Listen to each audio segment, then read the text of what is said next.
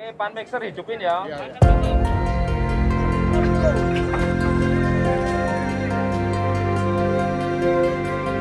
Sana ya.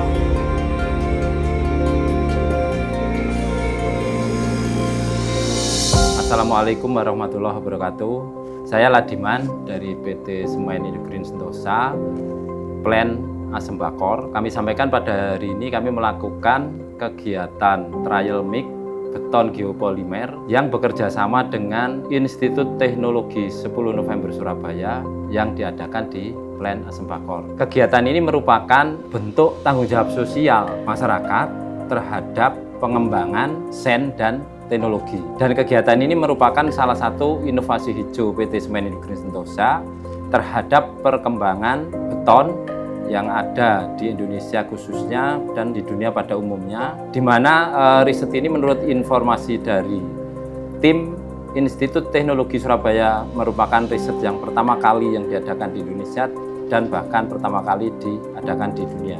Melakukan riset beton geopolimer atau green concrete beton Luciva, yaitu bahan bakunya tanpa memakai semen tapi menggunakan lumpur Sidoarjo dan fly ash. Mudah-mudahan dengan kerjasama ini bisa dikembangkan lebih lanjut baik Semen Green Sentosa dengan tim Institut 10 November Surabaya sebagai tim akademis. Demikian yang dapat kami sampaikan. Terima kasih. Akasis Spirit of Green Innovation.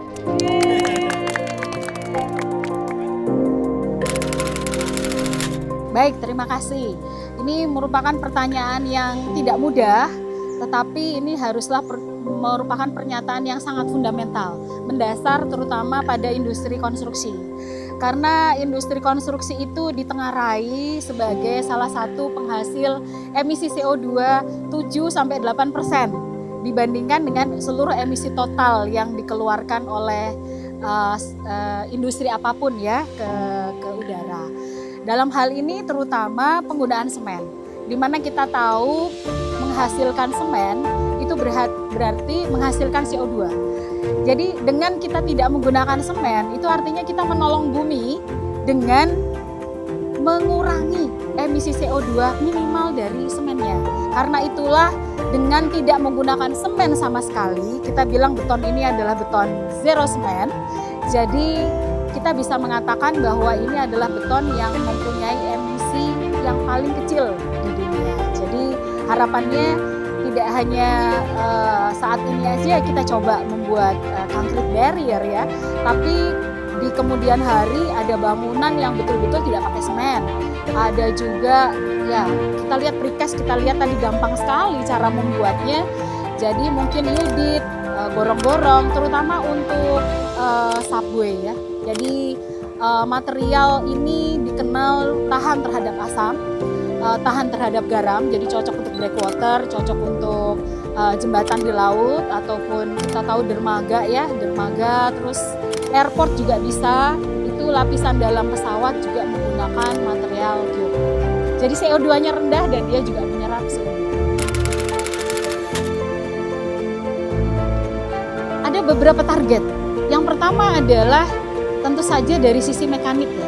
Dan kalau fresh concrete-nya tadi kita melihat semua target tercapai. Selamnya bagus, workability bagus, pengecorannya juga sangat mudah, itu satu step sudah berhasil. Step berikutnya kita ingin melihat apakah kuat tekannya memang sesuai dengan yang kita inginkan.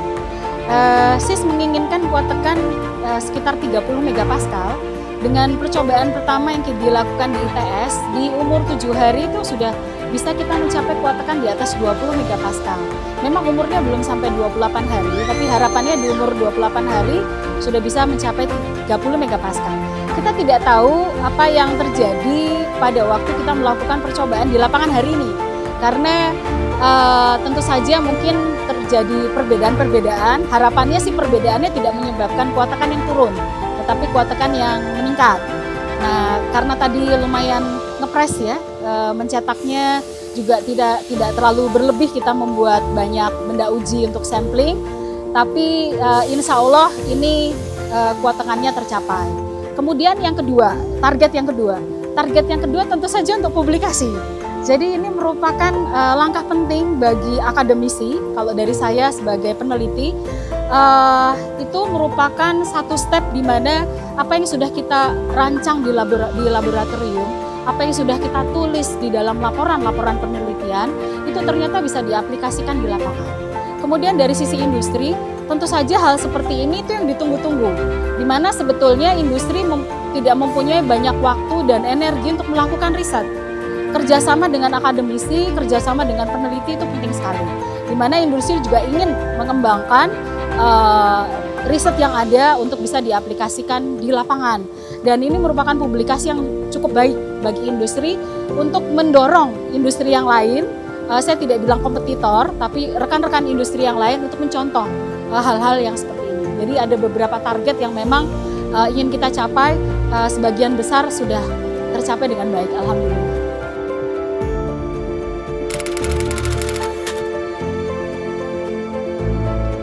Baik, kita belum bicara tentang lumpur Sidoarjo dulu. Tetapi dalam hal ini dengan penggunaan fly ash, radikal saya kira mungkin bisa jadi iya, bisa jadi tidak. Tergantung dari arahnya seperti apa. Karena ini bukan material yang murah. Ini adalah material yang masih mahal.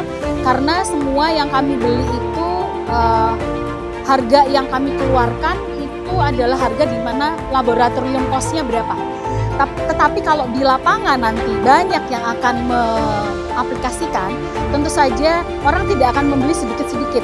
Orang juga tidak akan memproduksi sedikit-sedikit, di mana nanti harganya bisa jadi lebih murah. Saat ini memang mahal.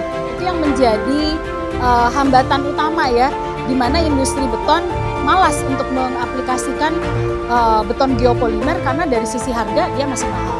Tetapi kalau dipertimbangkan lagi dari sisi durability, jadi keawetannya luar biasa sangat panjang, ketahanannya terhadap asam dan garam juga sangat panjang, dan kemungkinan ini adalah materi yang bisa menyerap racun, maka itu semua harus dihitung sehingga fair. Kita mengatakan harganya sekian, itu fair tidak dengan harga yang konvensional.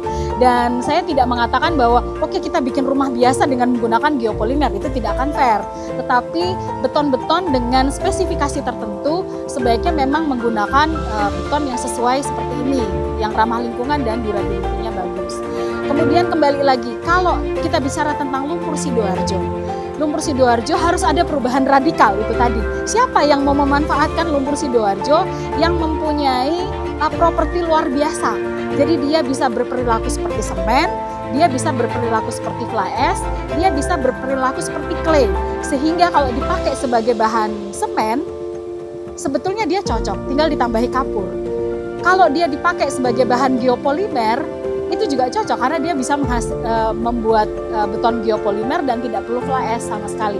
Tapi dalam hal ini kita lihat tadi percobaan kita memberikan lumpur Sidoarjo yang dicampur dengan fly ash. Makanya nanti concrete barriernya namanya concrete barrier Luciva.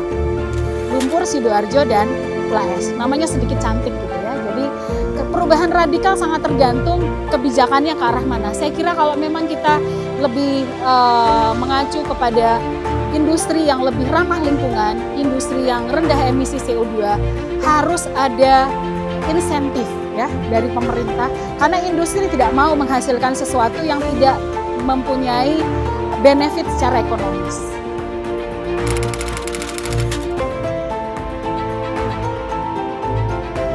Di mana kombinasi antara fly ash dan lumpur Sidoarjo hari ini kita buktikan sudah menghasilkan beton yang kualitasnya bagus.